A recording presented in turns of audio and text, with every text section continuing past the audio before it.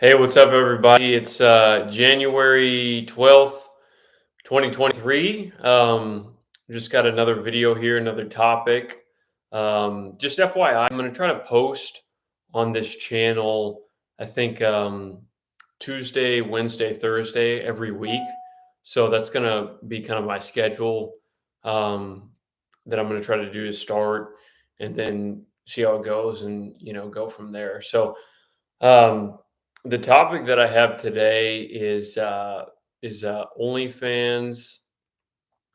online romance scams, and a term called pig butchering. So I kind of thought of this topic because a YouTube channel called Loft, which is hosted by this YouTuber. His name is Andrew Hales.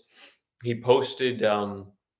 He posted, I think today it was, an OnlyFans video. Basically, he does like it started out as a prank channel, and he does more like videos now, like street interviews, and he, covers different topics and asks people questions on the topic. So, um, LOF, it stands for losing all hope was freedom, and that's an acronym that comes out of the movie Fight Club, just FYI.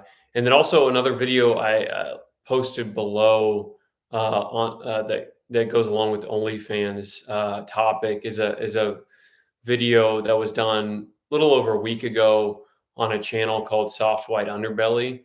That channel is really good too. YouTube channel. It's done by a photographer, and he does a whole range of different videos with different types of people that are pretty interesting. So just to get into it, um, as far as I'll start with the whole OnlyFans topic.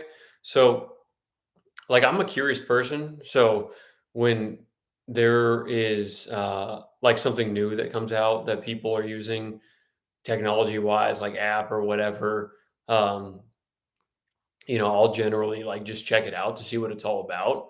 So, uh, you know, like the OnlyFans thing, like just to check it out, like I subscribed to some chick's OnlyFans once, and I just wanted to see what it was.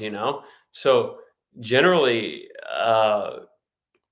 you know, I I'm like pro, I guess, the legalization of sex work. Like, I think it should be something that's legal because generally, anytime you make something illegal, all you're doing is pushing it into an underground market. So, as far as the OnlyFans topic goes, you know, I don't think it's terrible, but then I think it also could be terrible for some people. Um, a lot of these young women today are using it to make money, make quick, easy money.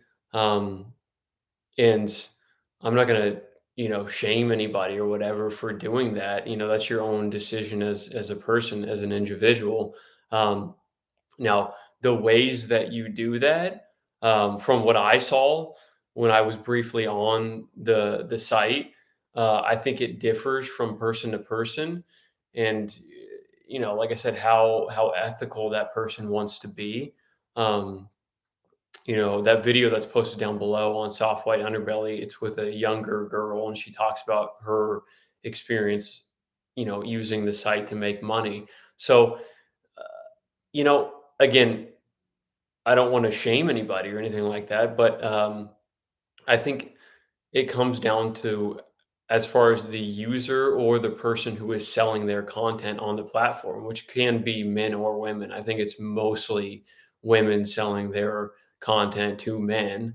Um, and again, I don't think that there's necessarily anything wrong with that from an ethical point of view, but I think from what I could tell, the women that are on this site that are making a lot of money are spending a lot of time on that site, and some people go on to OnlyFans, and I think maybe they were already popular somewhere else on the internet, and they're an influencer, and maybe um, they can make a bunch of money just by starting one and posting a few nudes, and you get, a bunch of people to pay you $10 or whatever to sign up for it just to see it, and you can make a bunch of money that way. And I think also some other people are are uh, maybe trying to build whatever an audience on OnlyFans, so they're engaging more with the people that are subscribed to their account. They're trying to sell them more because you can like message the creator or whatever. So they're trying to sell them more content. So that's the part where I think it can get a little bit sketchy, because depending on the person, you could be taking advantage of somebody. Um, uh, and that's not necessarily healthy for, I think, either person in the long run. So, um, personally, I would never go back on the site. I'm not like somebody that would subscribe to that. I just wanted to check it out to see what it was. So, I think you just need to be careful, both the people that are creating the content and the lifestyle that you get into and accustomed to. Be careful with that. I think if you're treating it as a business, you're going to be spending a lot of time, uh, you know, uh, you're going to be spending a lot of time on that. So it's going to consume your life. And also, if you're on the site paying a bunch of these people for their content, that could probably get out of hand if you let it. So also another topic that I wanted to talk about was, just as far as like online romance scams. There was a documentary that came out not that long ago on Netflix called The Tinder Swindler. So again, like, I'm not on Tinder, but I've checked it out before for like a few days just to see what it was all about. And I have an interesting story that goes along with that, which I'll tell you. But things like Tinder, it can go both ways with genders. It's not just men that are getting scammed out of money. It's also women, uh, like you saw in that Tinder swindler documentary. So I just think in general, it's better to meet people in real life, um, especially today. Like, you just have no idea who it is that you're talking to.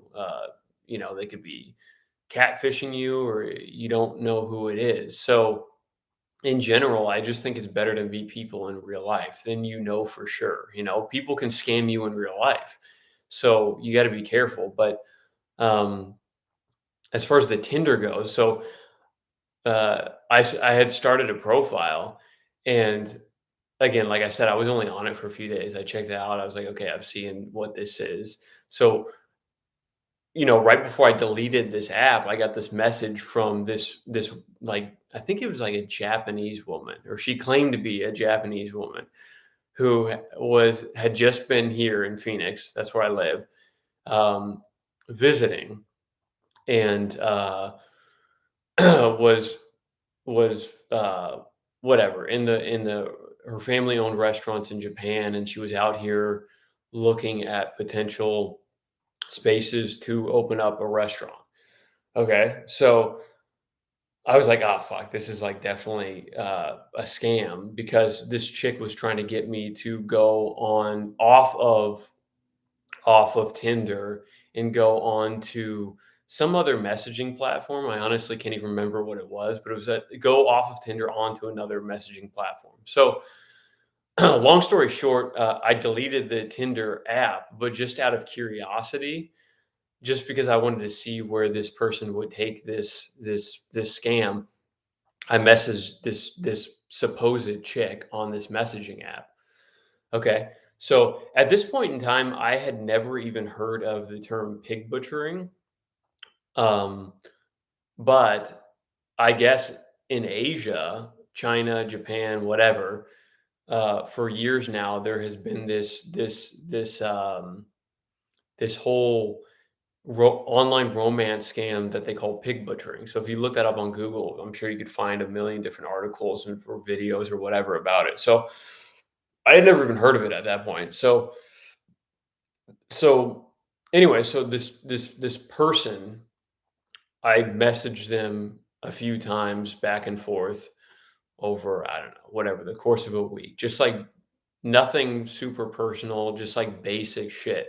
So, I could tell they're trying to kind of like do a little bit of fishing about, okay, hey, what does this person do as a career?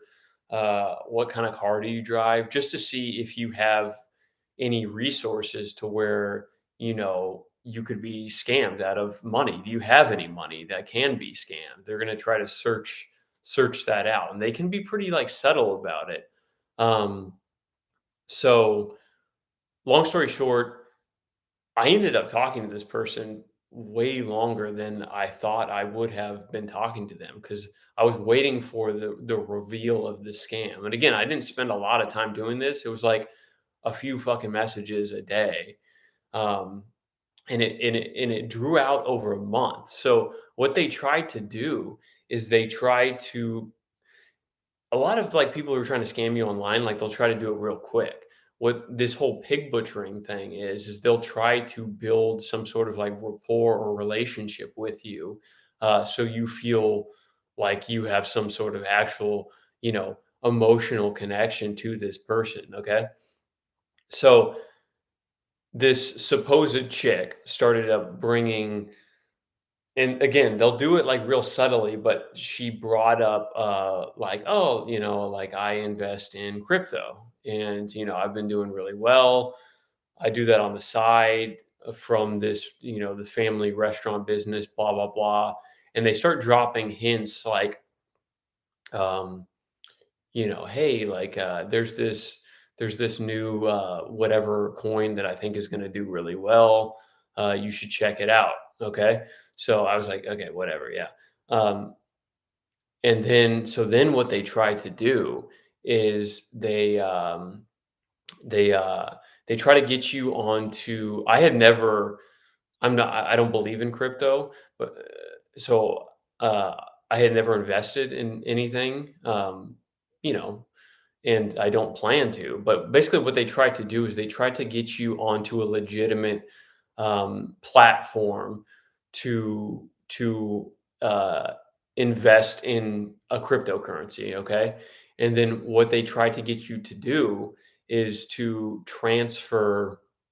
That was the reveal. Is they try to get you to transfer this this money to a dummy site of this new and up and coming um, cryptocurrency that they're telling you that is going to blow up or whatever. So they're trying to get you to, from a legitimate platform that you've bought crypto on. They want you to transfer it to this wallet on this site, which is basically a site that these scammers have built, this dummy site. And once you transfer that money to that site, it's basically fucking gone. So that was the reveal. So after that, I started just doing some research online. I was like, fuck, I've never heard of like, I wonder, is there, I've never heard of this before, like people trying to scam you that way. So that's when I discovered this whole pig butchering thing. And it had been going on for quite some time.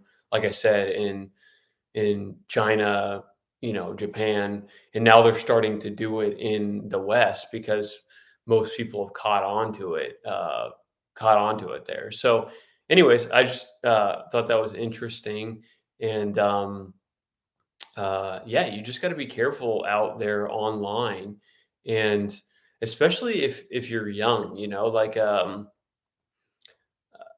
if you're somebody who has kids, I don't know how people deal with that today, but you definitely should be talking to um, your kids online, or kids about their internet usage. And like it's just so difficult because like I don't know at what age today parents are giving their kids smartphones or whatever, their own laptops or computers, but it's probably pretty young if I had to guess. Like I had a cell phone in middle school, high school, but it wasn't anywhere like what a smartphone is today. So people, not only kids, but whatever. It could be for older people too, but especially kids. Like you have to be very careful. These kids, first of all, probably know more about apps and different shit online than their parents do. But um, I don't know. It's just you. Um, like I said, if they have a smartphone, I guarantee you most kids in high school, maybe even middle school today, probably have smartphones. So they have access to any and everything. Um, so hopefully people out there are being, transparent as far as I'm sure there's many other scams that I don't know about, but there's some pretty dark shit out there. And hopefully parents are talking to their kids about all that, about their usage and warning them of not, um, whatever, not telling people personal shit online. So, um, and again, also, like once I started looking, like seeing things like the Tinder swindler and whatever other documentaries and information about like people get scammed all like people you would not think that get scammed all the time online through these romance scams, like people who work in technology or are like savvy are older, are savvy or successful, they're savvy with technology, get scammed. So it's like it's amazing sometimes, like um how these people are able to manipulate other people that you think like, fuck, how did you fall for that? So bottom line is, never I would never send anybody money online, that even if you've met them maybe a few times or whatever, like don't send people, like just don't fucking send people, especially if you've never met them. But even if you have met them and you're like, whatever, dating them, or like, just don't fall for that type of stuff. So um like I said, if you'd like, check the video links down below. They're kind of somewhat interesting. And again, like just to bring it back to like the whole OnlyFans thing, I I don't think that there's anything wrong with being a sex worker. And in my opinion, like I said, I think it should be legalized here in the US, maybe something like how it is done in